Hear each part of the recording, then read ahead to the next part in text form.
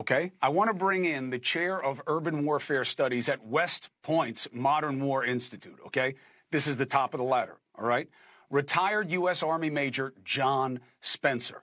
And he is one of the foremost experts at the place that is the foremost expert when it comes to urban warfare and where the line is and what happens when you cross it. John, thank you very much. I appreciate you being with us.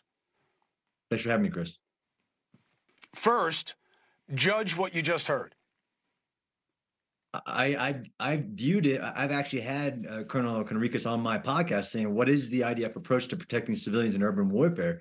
It's actually my assessment and based even from what I just heard, that Israel is following the law of war, is actually implementing many safeguards that are beyond the legal requirements that get to those moral, ethical things that you were talking about.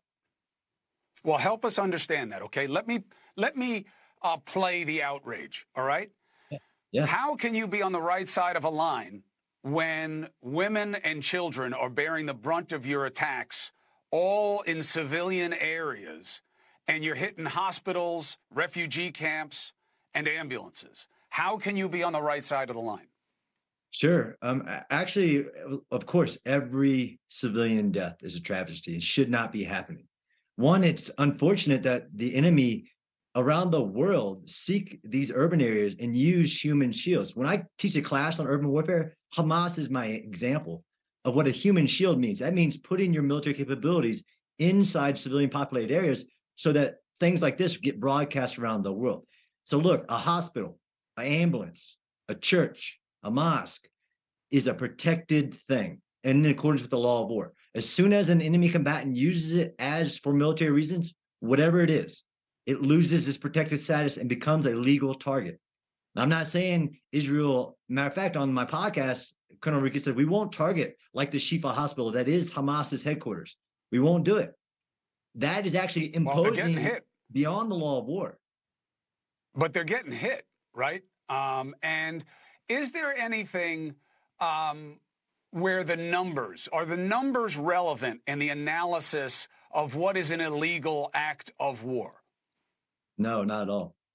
Matter of fact, the idea of, so there's a few principles of the law of war, right? Proportionality being one of those. And we keep comparing the number of people slaughtered, civilians, babies, on October 7th has anything to do with the number of civilian casualties in this war against Gaza. It doesn't. That's not how proportionality works.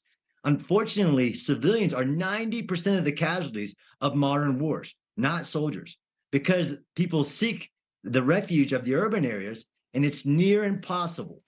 Of course, look, Israel has not been calling for 2 days. Israel has been calling for 4 weeks for just the northern part of Gaza. Like, look, this is where Hamas's strong point is.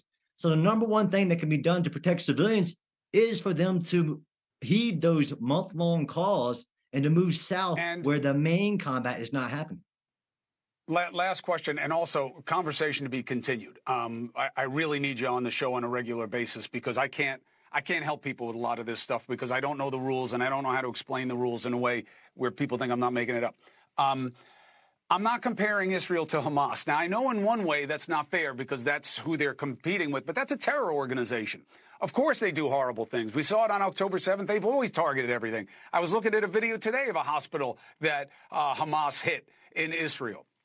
But Israel's being held to a different standard, but that's because they're a legitimate people who want to be seen as doing the right thing. Do you believe that they are allowing egress to the south and are allowing the right kinds of things to be set up to help the innocent survive? 100%, I believe that, and I've been shown nothing to believe otherwise. 800,000 Palestinians have moved out of northern Gaza or in southern Gaza. It is a war zone, though. The entire Gaza Strip is a Hamas strongpoint. Hamas does not wear uniforms. There's no Hamas military headquarters in Gaza, but Israel is proceeding with following the laws of war. And oh, by the way, even though Hamas is a terrorist organization that's a political head of Gaza, they're responsible for following the laws of war too. Well, you know, they don't follow anything but their own objectives. And that's why I just think it's so criminal to look at them as a legitimate proxy for people who want their own state and to have a free society, because they'll never give them that. I can't believe how much leniency they're being given by minority groups in this country when, as you well know, and everybody does who studies Hamas, they go after the LGBT community. They go after people who are different from them. I mean, anyway, Chris, John, thank you very much. Where are the calls by Hamas for civilians to evacuate, to protect Palestinian people? They're not. They're holding them there and making calls on Hamas to say, no, stay right here. Right. No, I hear you. It's an important point, and I appreciate the conversation. To be continued. Thank you very much.